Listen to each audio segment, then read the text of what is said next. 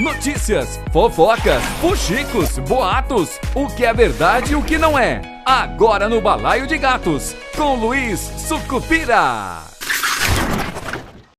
Olá, ouvintes!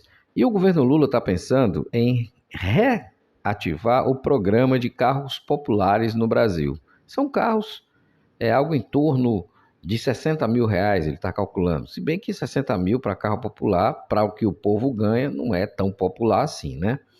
E muitos reclamam do custo do Brasil. Muito caro, impostos pesados, e ainda tem as taxas de IPVA, DPVAT, licenciamento, enfim, uma série de coisas que acaba se somando ao custo do Brasil. Mas, afinal de contas, por que é tão caro ter um carro no Brasil? E por que em outros países, inclusive na América do Sul, o carro é bem mais barato que por aqui? Bom, todo mundo se pergunta e os motivos também são muitos.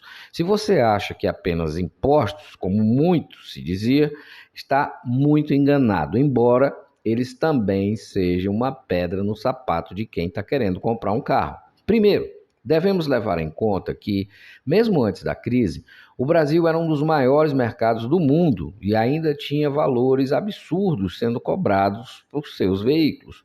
O brasileiro, que é um ser, assim, diferente de tudo no mundo, né, acha comum pagar caro em um carro. E isso virou uma cultura, algo que já é comum. Muitos acham normal desembolsar, por exemplo, como eu falei, 60 mil em um carro popular. Mas engana-se, pois esse é o preço, para você ter uma ideia, de uma Mercedes-Benz seminova nos Estados Unidos, por exemplo. Pois é. Um dos principais motivos pelos quais os carros são caros no Brasil é que as montadoras estão sempre aumentando suas margens de lucro. Porém, isso elas não admitem abertamente. Aliás, elas negam até a morte, mas estabelecem os preços que os consumidores devem pagar. E o povo paga. Entendeu? Isso explica a diferença de preço no Brasil e no México.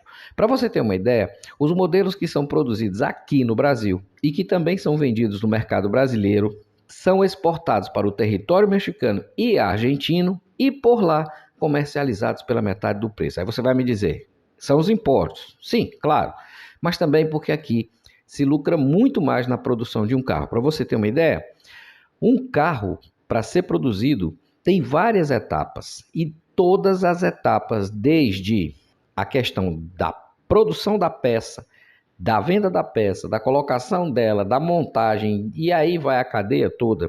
Em todas elas incide o imposto em efeito cascata e incide o lucro também em efeito cascata. A coisa é bem mais complicada do que se pensa, tá? E não é só culpa do governo não, tá? E por conta desse valor absurdo, ter um carro no Brasil virou símbolo de status. Eles cobram caro porque o consumidor brasileiro aceita e já está acostumado a pagar. Tem gente que paga por uma caminhonete algo em torno de 400 mil reais por aí, o que é um absurdo. Equivale a praticamente o preço de 2 ótimas casas populares, como se diz, né? Boas casas da classe média. Uma Ferrari, por exemplo, já que uma Ferrari é um carro dos sonhos de muita gente, que custa mais de 3 milhões de reais aqui no Brasil, ela chega a custar 1/3 desse valor nos Estados Unidos. Aí você vai me dizer, são os impostos. Sim e não. Lá, esses carros são vendidos bem mais do que aqui, obviamente, né? E com certeza, o custo dele de produção nos Estados Unidos é menor. E os Estados americanos consomem carro muito mais do que o brasileiro e trocam carro de ano em ano e ainda alugam veículos. Isso ajuda a baratear o preço do carro. Mas vamos tomar como exemplo a Volkswagen, o hatch Polo, que ficou mais barato no Brasil após a aposentadoria do Gol. Ele tem um preço de partida de cerca de 83 mil reais, versão mais básica. Porém, na Europa, esse mesmo veículo custa 16 mil euros, cerca de 89.500 reais, convertendo diretamente. Mas detalhe, essa versão que é vendida lá na Europa é uma versão completa, vem com tudo, tá? E essa versão que é vendida no Brasil é a pelada, é a basicona. Tá entendendo a diferença de preço? Pois é, se você optar por comprar esse veículo completo, a versão completa, pelo preço que é vendido lá na Europa, R$ 89.500 ou 16 mil euros, ele aqui vai passar dos 110 mil reais. entendeu? Então, a questão não é só imposto. Então, o governo, com certeza, vai ter alguma dor de cabeça e muitos problemas para tentar equalizar esses custos e margem de lucro para que ele possa chegar a voltar, a trazer de volta o carro popular. Ainda demora. Pode ter certeza disso. Por enquanto, a gente se vira na motinha. Eu sou Luiz Sucupira e esse é o Balaio de Gatos de hoje. Amanhã a gente volta.